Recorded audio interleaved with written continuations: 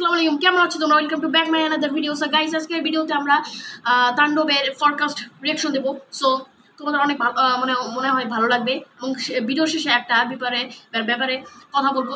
So ভিডিওটি শুরু করি বেশি কথা না বলে, এবং চ্যানেলে নতুন হয়ে থাকলে অবশ্যই সাবস্ক্রাইব করে দেবেন এবং এই ভিডিওতে বেশি বেশি লাইক করবেন। আচ্ছা, এখন তাহলে শুরু করি। সো গাইস, আমি শুরু করে দিয়েছি।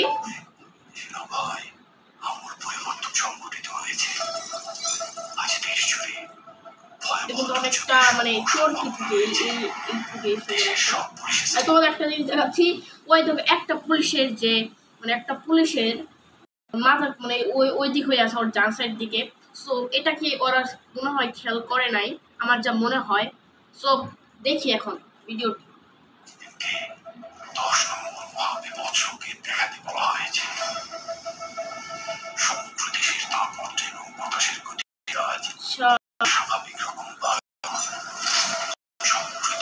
এটা কি ভাই শাকিব খান?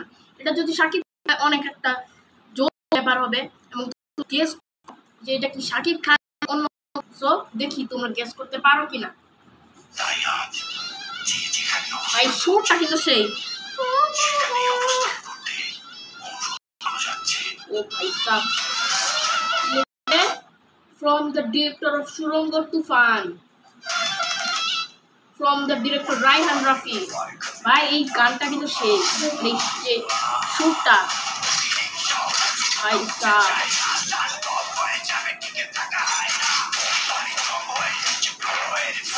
সেইভাবে ফরকাস্টটা করেছে, এটা আমার মনে হচ্ছে। দেখতে পাচ্ছ? সো এখন ফেস রিভিল করা হবে, দেখি এটা কি। ভাই সাহেব, এটা তো শাকিব খান। ও ভাই সাহেব, এটা তো শাকিব খান স্টার। সো দেখি ভিডিওটিতে।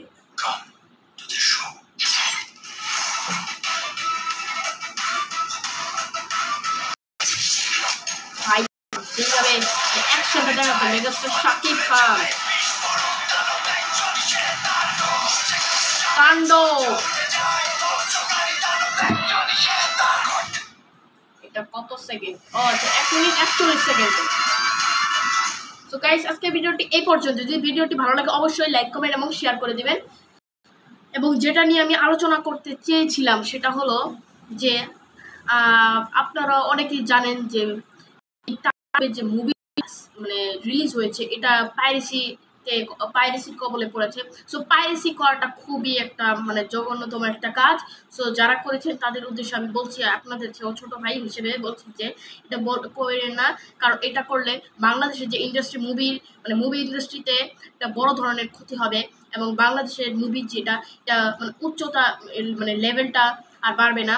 যেমন বরবাদের যেইভাবে লেভেল, এবং যেই মানুষ কত মানুষ যে এত লাইক করে বরবাদ মুভিটা, এটা এখনো বোঝা যায়।